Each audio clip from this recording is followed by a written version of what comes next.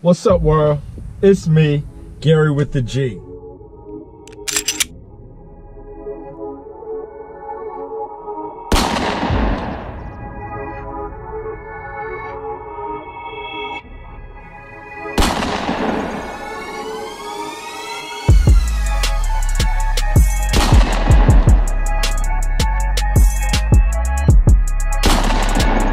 Click, click, bang. What's up, world? It's me, Gary with the G. Today I'm gonna bring you the Canik TP9DA. Yes, the Canik.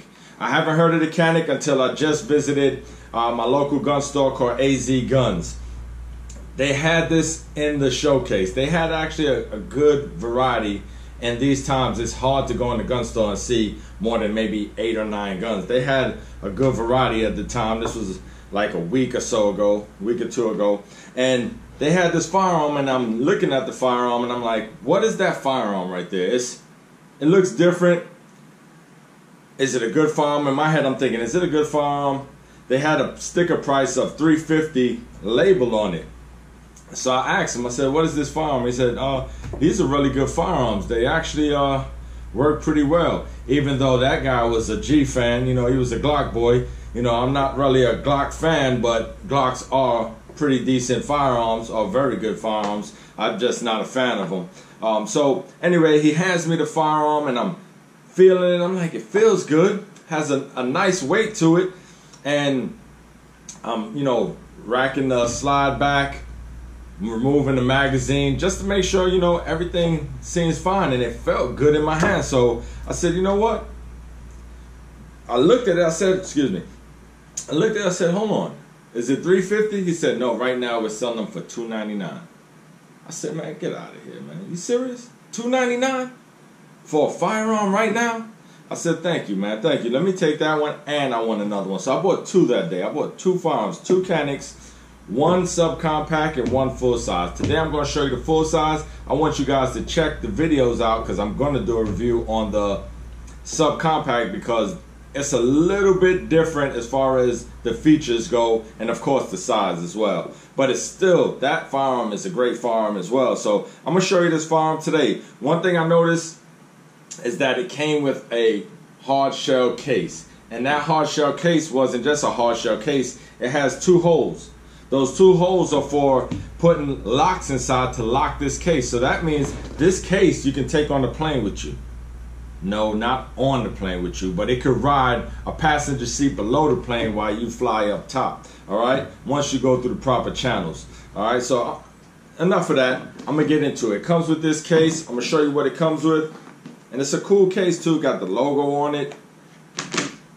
Comes with a cleaning brush. Now mind you, keep in mind, I'm saying this gun was $350, but they were selling it for $299. Comes with the cleaning rod, comes with the back strap, you know, your pamphlets, nice protection. Said Canik on the protection. I mean, like, they really put some thought into even the packaging, as far as I'm concerned. Some brochures. It came with a spare 18-round magazine. A reloader with the magazine for those that have trouble reloading, you know, messing your thumbs up. Has the logo on the reloader. Comes with your, you know, your lock. Your lock, like every other firearm, comes with the lock, and it comes with this Allen key. Comes with the Allen key, so you can remove and replace the back strap. All right. So now that we got all the vegetables out the way, let's get to the meat. The meat of it is, not only did it come with the case, the magazines, the cleaning rod, the cleaning brush, it came with a holster. Now this holster, I've played with this holster.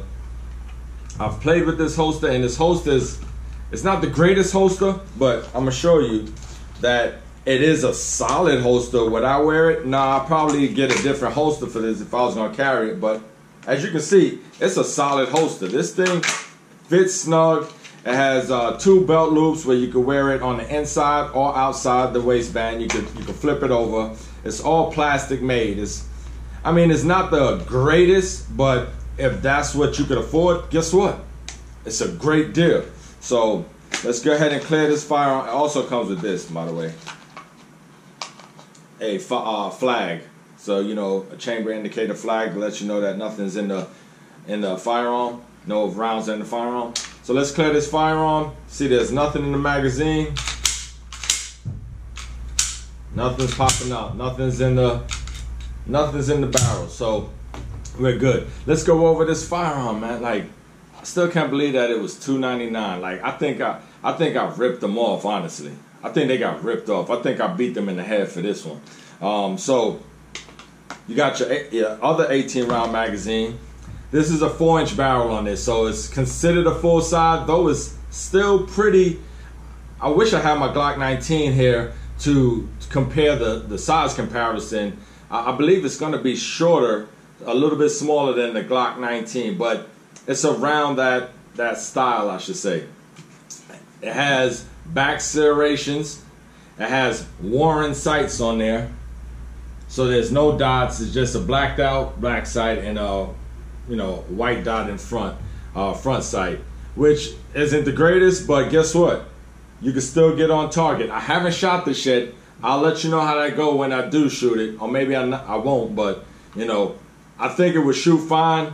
One of the things that I'm impressed with is that it had the back serrations. It has a rail system on front to put your accessories on. It has a nice, it's kind of a sandpapery grip, and the back strap and the front area of it, it's almost like a braille system. It's little squares that give you great purchase on this firearm. So, and it's a full size, so my hand, as you can see, can go all the way around that. So it's a comfortable. It has grooves for where your thumb and your trigger or your index finger slides in. You know, man, it feels good. And this trigger is phenomenal. The trigger has a blade in the middle, right? And that blade is acts as a safety. So you have to depress the blade for the firearm to go out. It would not fire without it. All right, so let's rack it back. The way this trigger is designed is that you have a smooth pull, then a break. So you know where the break is. That's where the break is at. So now you only have to pull from here to get that trigger to fire. And after that break, so it's an audible break. You hear the break, all right? And then you pull. I don't have my Wheeler gauge to see what the pounds of pressure is, but it's a smooth trigger. It's a really smooth trigger. Let me rack that back. Break, smooth trigger, and the reset. I'm barely moving my finger off the trigger for it before it resets. So that means I have great follow-up shots with that reset being so minute as far as having to go. Some resets go farther back and then you got to pull it again. This one resets pretty much right away. I'm gonna see if you can hear that.